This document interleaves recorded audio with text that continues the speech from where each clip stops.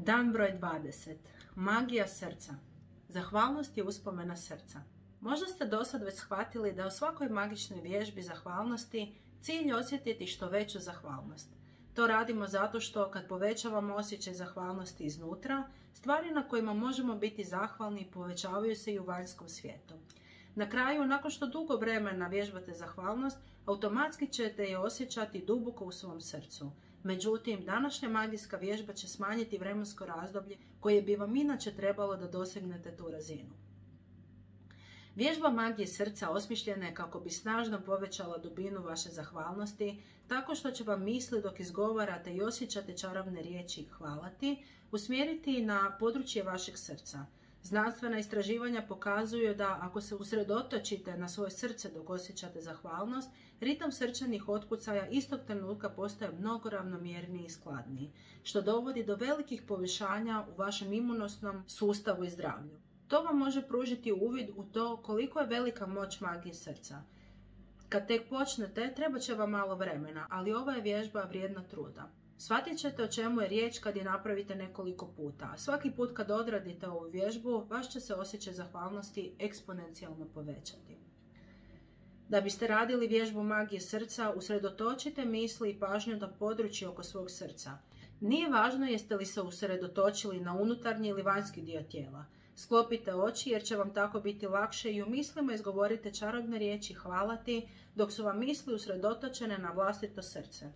Kad nekoliko puta napravite tu vježbu, nećete više morati sklopiti oči, ali općenito ćete dosjećati dublju zahvalnost kad sklopite oči. Nekoliko stvari možete napraviti kako biste uistinu brzo vladali magijom srca. Desnu ruku možete staviti na područje srca kako bi vam misli ostale usredotočene na to mjesto dok izgovarate čarobne riječi hvala ti. Ili možete zamisliti da čarobne riječi hvala ti dok ih izgovarate izviru iz vašeg srca, a ne iz glave. U okviru današnje magične vježbe uzmite svoj popis 10 najvećih želja i vježbajte magiju srca na svakoj od njih.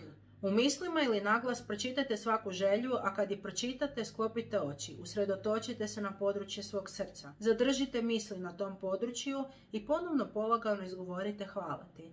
Možete se poslužiti navedenim savjetima. Kad primijenite magiju srca na svaku svoju želju, ne samo da ćete time pojačati dubinsku zahvalnost koju možete osjećati, nego ćete isto tako uvelike povećati zahvalnost za svoje najveće želje. Ako želite što prije ostvariti svoje želje, možete nastaviti primjenjivati magiju srca na njih. Ili magiju srca možete koristiti svaki put kad izgovarate čarobne riječi hvala ti. Čak i ako magiju srca koristite samo nekoliko puta dnevno, to će uvelike utjecati na vašu sreću i na čaroliju u vašem životu. Kad nekoliko puta napravite vježbu magije srca, osjetit ćete neizmjerno produbljivanje svog osjećaja zahvalnosti. A kod zahvalnosti upravo i jest najvažnija dubina tog osjećaja, jer što je osjećaj zahvalnosti dublji, to je veće obilje koje ćete primiti. Početni fizički pokazatelji da vam se osjećaj zahvalnosti produbio mogli bi biti trnci oko srca ili bujica radosti koja vas prožima. Oči bi vam se mogle ispuniti suzama ili biste se mogli naježiti. No svakako ćete početi osjećati duboki mir i sreću kako niste nikad prije osjetili. Magična vježba broj 20. Magija srca. Pod 1. Osjetite svoje blagoslove. Sastavite popis od 10 blagoslova. Napišite zašto ste zahvalni. Ponovno pročitajte svoj popis i na kraju svakog blagoslova recite hvala ti, hvala ti, hvala ti, te osjetite što dublju zahvalnost za taj blagoslov. Pod 2. Usredotočite misli i pažnju na područje svog srca. Pod 3. Sklopite oči i držite misli usredotočene na srce te u mislima izgovorite čarobne riječi hvala ti. Pod 4. Uzmite popis sa svojih 10 najvećih želja i primijenite na njih magiju srca. Pročitajte svaku želju, a onda sklopite oči usmjeravajući misli na područje srca i ponovno polagano izgovorite hvala ti. 5. Neposredno prije nego što večeras odete spavati, uzmite u ruku čarobni kamen i izgovorite riječi hvala ti za najbolje što vam se danas dogodilo.